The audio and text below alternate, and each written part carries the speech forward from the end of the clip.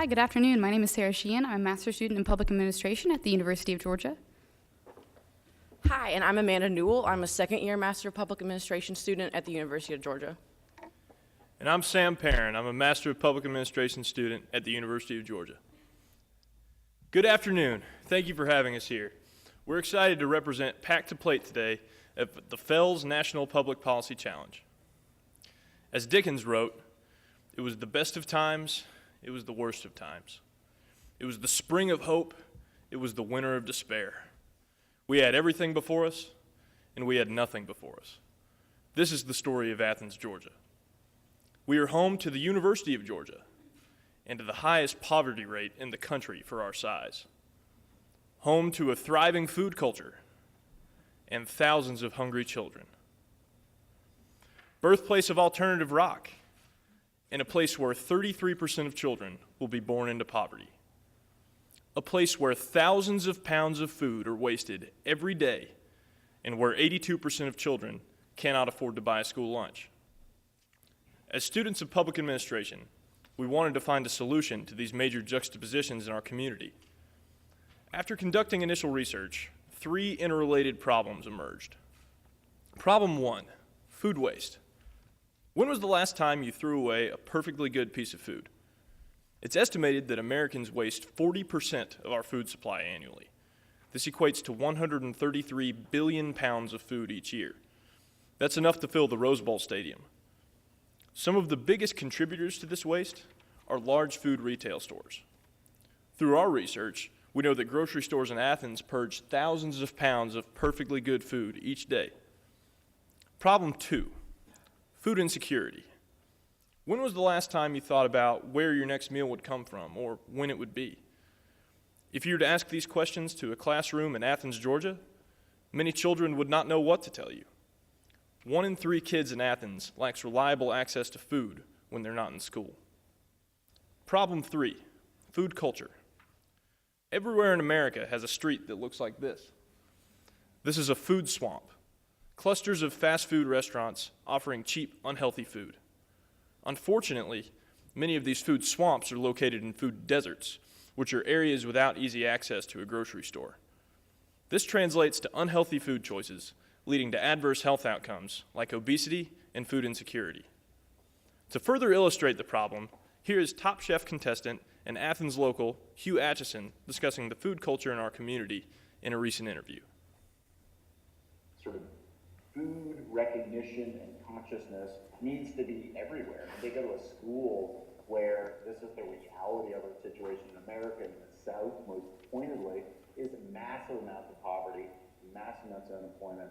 And in Athens, Georgia, we have to do food drives at the schools where the kids have to, they have to be pop-top cans so the kids can feed themselves on the weekends. It's like, because there's such that amount of poverty in schools, in our school system, the public school system in Athens, Georgia. So, these slow programs to get people back into the freshness of vegetables, eating raw carrots as a snack, and then moving on to salads, and then basic cooking and shopping at the farmer's market. I'm just making all these little small steps in the community and better, but watching the kids get better and better with food is great. And so sort of food recognition and consciousness needs to Just a be second. everywhere. Having a little problem with us. There we go. Our team observed these 3 problems, and we recognized the window of opportunity to initiate change in our community. We wanted to convert the problem of food waste into a solution to address the needs of food insecurity and the unhealthy food culture in Athens. Our solution is to create a 501c3 nonprofit organization, which we call Pack to Plate. The primary mission of Pack to Plate is to increase food security and improve the food culture in Athens. Here's an overview of how our solution will work. The first step is rescuing fresh food from grocery stores. The majority of wasted foods are fresh fruits and vegetables, which are still edible. We will partner with local food providers to gather unsold produce and fresh bread. The second step is to distribute this healthy food to the kids who need it. Pack to Plate will not only reduce food insecurity, but increase the quality of food provided by providing backpacks full of fresh food to students every Thursday.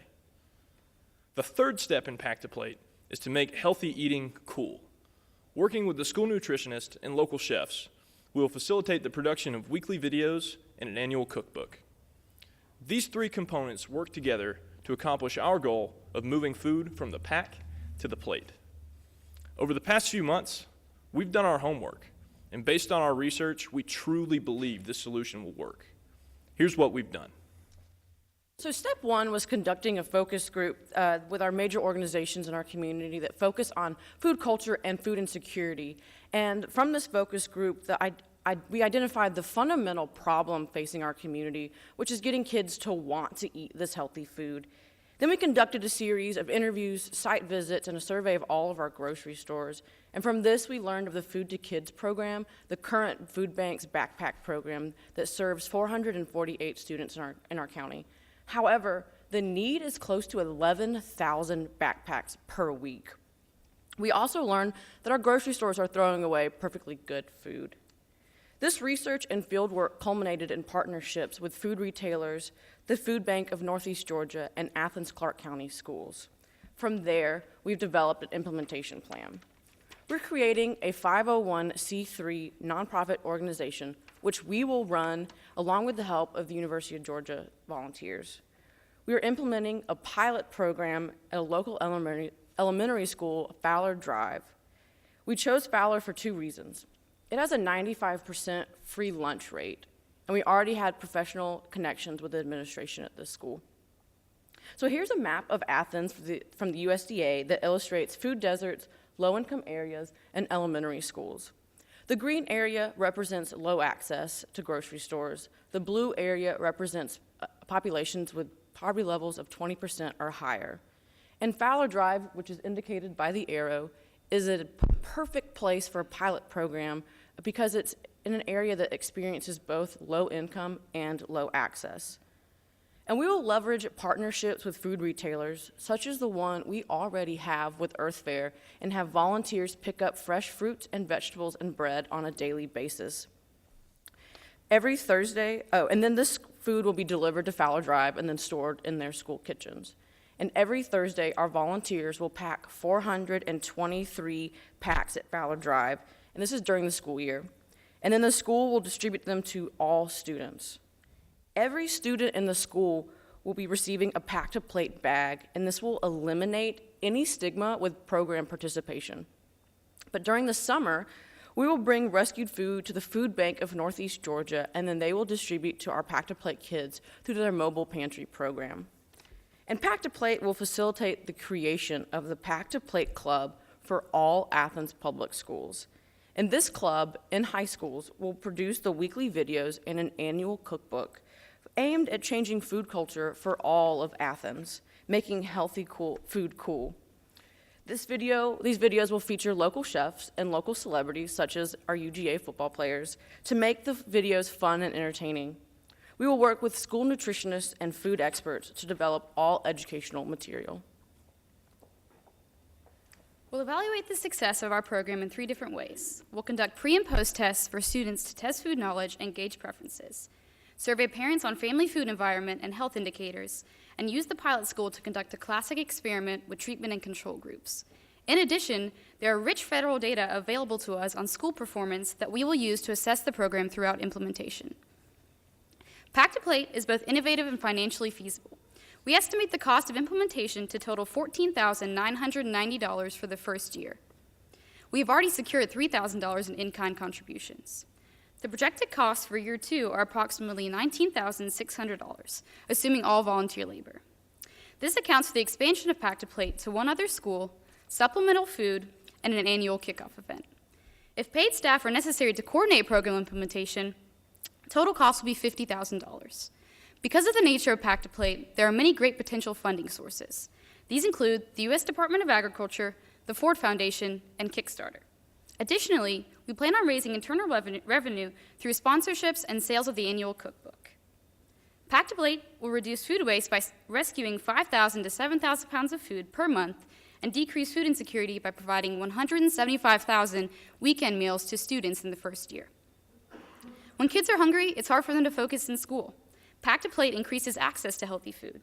This leads to better educational outcomes. In the short term, we expect to see modest increases in grade level performance. And in the long term, we expect to see higher graduation rates in Athens schools. Georgia spent $2.4 billion on obesity-related health issues last year. Pack to Plate will spend just $35 per student in the first year to increase access to food, improve the health of children in our community, and lower healthcare costs in the long term. We believe that Pack to Plate is a turnkey solution that other communities can adapt and utilize. Childhood obesity, malnourishment, and food waste are major problems nationwide. The Pack to Plate model works to address these issues in Athens and would work to address these issues in all other communities. Thanks for your time. We'll now take any questions.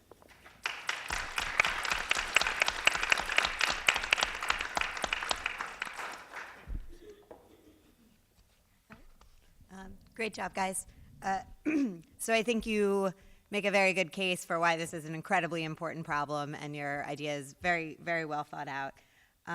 My question is, it seems like there are several other good organizations that exist in Athens that are doing similar things, so sort of why give you the money rather than give money to some of these programs to expand or maybe change things, do things a little differently, or reach more kids? Right. Well, the food bank's current program is reaching 448 students in the county out of a need of close to 11,000. They're running basically at their capacity. They purchase supplemental food for their packs primarily. It's very few donations that go into their backpacks. So they're running at capacity and really at the capacity of their facility.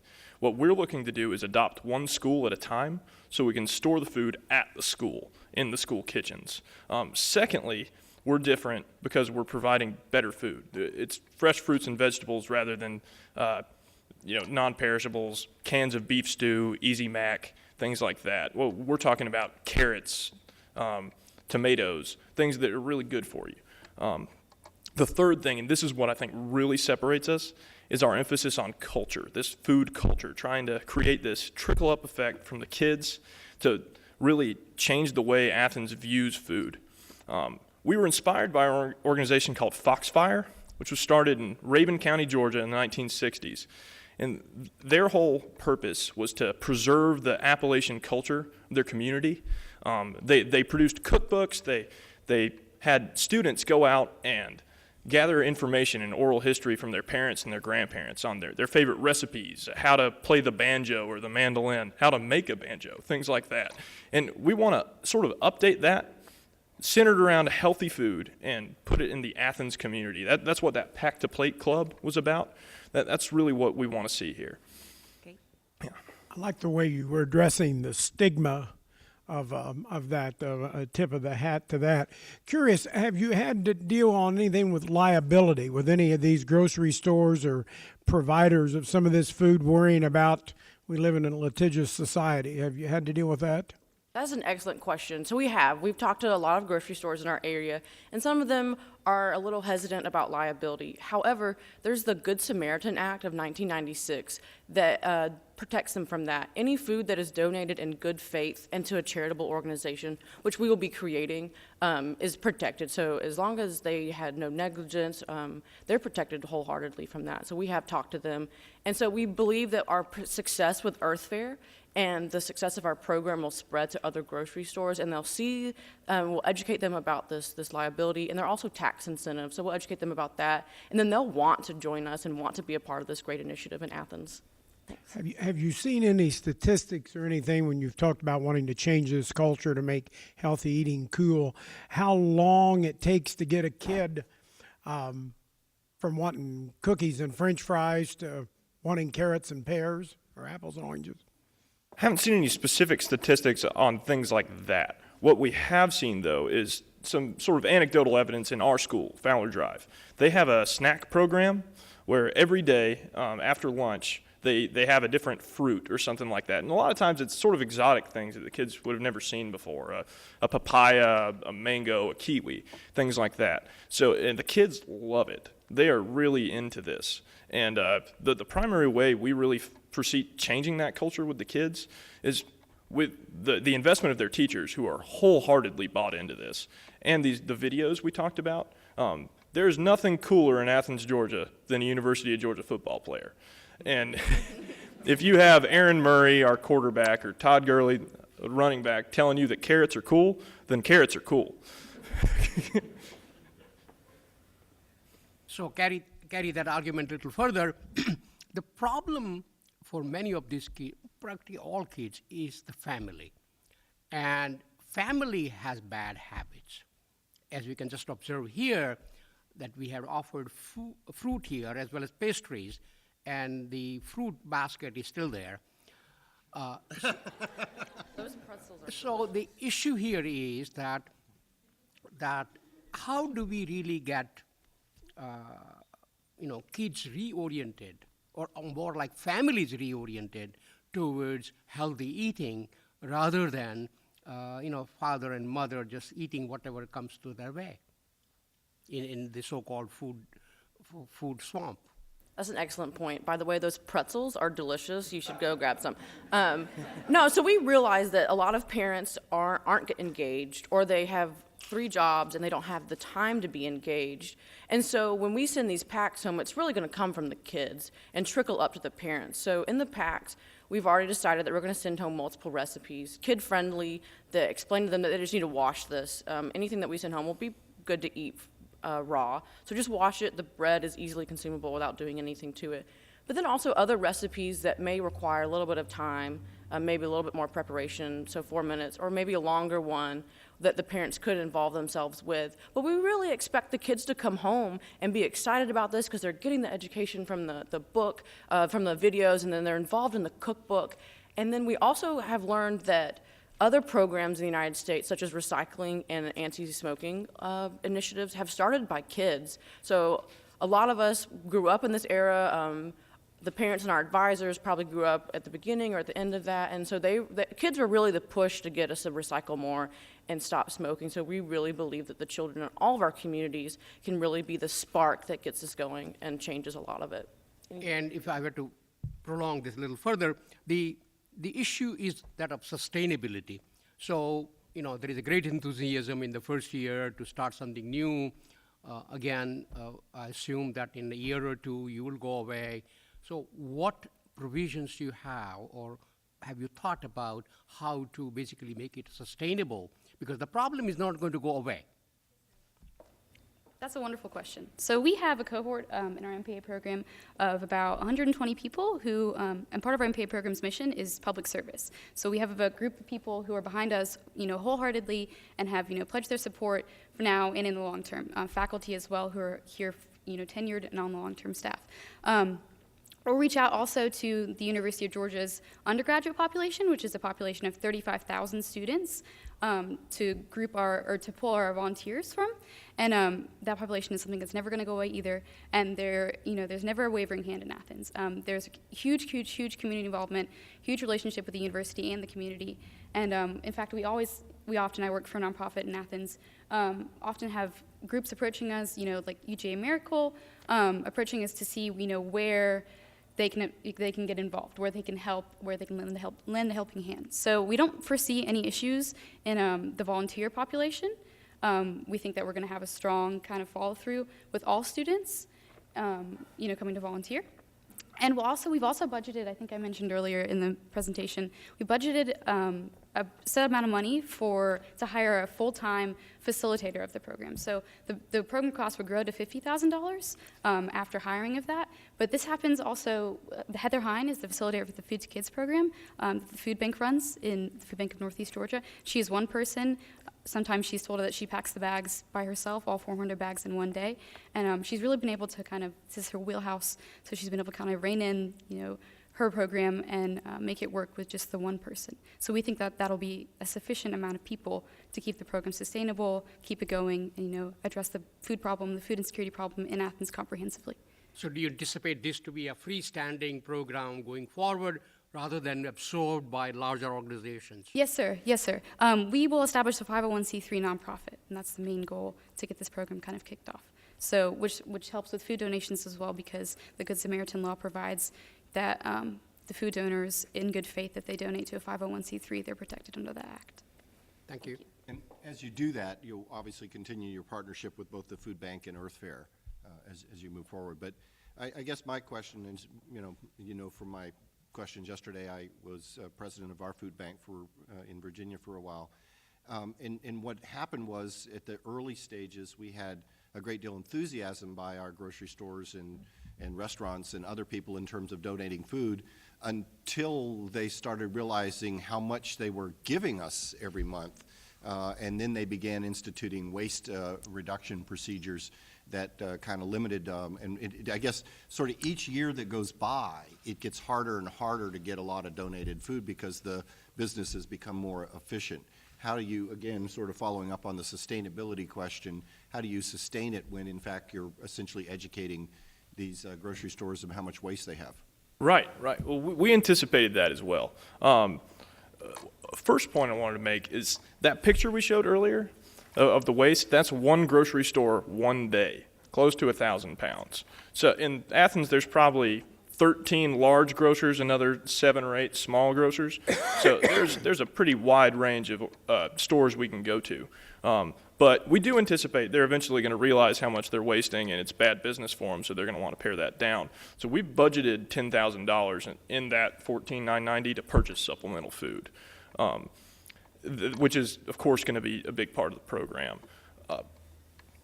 Also, I'd like to add, we've also started communications with wholesalers in our community and also community-supported agriculture, or CSAs, or co-ops, to purchase food from them at a reduced price. So one of them is Veggie Patch. We've already established with them that we could buy a certain number of shares at a reduced price. But we also see this working in other communities. Loving Spoonful is a very similar program in Boston, and she started off very similarly. She's now successfully rescued a million pounds of food in Boston and has only like 4 or 5 drivers that continuously drive around Boston, pick up food, and deliver it. So we do realize that grocery stores will probably get more efficient, but as Athens grows and the more food retailers grow in and move in, we do have other supplies and other avenues to reach that food. Thanks. I'm curious if you've done any looking at, I think people don't cook today like they used to. You know, there's the foodies, and you hear all of that on cable and on television, but I can tell from going to the grocery store and watching what people buy, a lot of people don't know how to cook. So you're going to be sending home a lot of raw vegetables and good things to eat. Any plans on trying to teach these kids whose parents probably have never fixed anything like this? Yeah, absolutely. We will start our pilot program with a big kickoff event at Fowler Drive, which will basically be a live demonstration of one of our videos. So we'll have the UGA football player, the local chef, teaching how to make something quick and easy with fruits and vegetables. We'll send home those recipes every week in addition to showing the videos of those every week. And it's going to be really simple stuff. And like you said, you can eat all of this raw anyway. So it's going to be... The recipes are more of just a fun way for the kids to say, hey, Mom, look at this thing I got at school today. Can we work on this tonight? To try to initiate that spark to change that culture in the whole family, not just for the kid. One thing to add, also, there are other community partners that do cooking demonstrations, have offered to come into the schools and do some quick things. At our elementary schools and middle schools, we have a designated time that's called cluster time, and it's a free time every week or every month that the kids get together. And we talked to the counselor at Fowler Drive Elementary, and one time she taught the students how to knit, and so they learn how to make something practical like slippers. And so I've already discussed with the school to use some of that cluster time to do some small cooking classes, maybe how to use a knife properly, some food safety. We don't really want to put a 5-year-old in front of a stove with hot oil on it. So how can they prepare it, but also kind of graduate that up into high school level as they experience this more and more, and what their educational level allows them to do as well. And that's also kind of where that Foxfire model we talked about earlier comes in, where these cookbooks, we want these kids going and asking their grandma, how did you make green beans? How do you cook your tomatoes? Things like that. So we can compile all these from the whole community together into this book so that it's there and the kids own it because they made it. It's theirs. You know, it's this oral history from the students out. I've enjoyed the Foxfire books. That's the only place I ever read how to kill and butcher a bear. I don't know if we'll be doing exactly that, but we'll teach you how to butcher some carrots. It's really practical. So I think the educational portion, the videos teaching kids how to prepare food is very important. And I know, Sarah, you said eventually there will be someone on full time, but it does seem like a lot of in your proposal, you mentioned if 1 week you know you're getting a lot of asparagus, make a video, make a recipe before you deliver the asparagus. That certainly seems like a lot of coordination and time, and I'm just wondering who's going to do it before you hire the full-time person, and will the full-time, that's still, even with a full-time person, seems like a lot to do. Well, for the first year, that's a great question, thanks for asking. But for the first year, we, as three, and our faculty advisors are gonna run the nonprofit with the help of student volunteers from Georgia and from our MPA program. And so it'll be facilitated, it will basically depend on the program coordinators in the school. So we've engaged Fowler Drive, our pilot school, the counselor who coordinates, currently the backpack program, the Food to Kids backpack program that the food bank facilitates. She does all of these things. So she's the one that facilitates the clusters. She plans the lessons for the clusters. She's the one that taught the kids how to knit slippers the other day, and she's on board wholeheartedly. She is behind the idea. Athens schools are Title I schools, all Title I schools, and they may be low performing, but it's not for lack of effort or excitement on behalf of the teachers and the administrators, because they are really, really doing a wonderful job with the students. And they're excited to help them in any way they can. They know this is a huge problem for the students. They know the food bank is not able to service all of the need. And they're excited about someone coming in and helping them to service the need and helping them, giving them the raw materials to teach the kids how to use the raw materials at home, and it'll improve educational outcomes. The kids will perform better academically in schools. They'll be more focused in schools. So it's not, there's a multitude of benefits. Thank you so much. Thank you.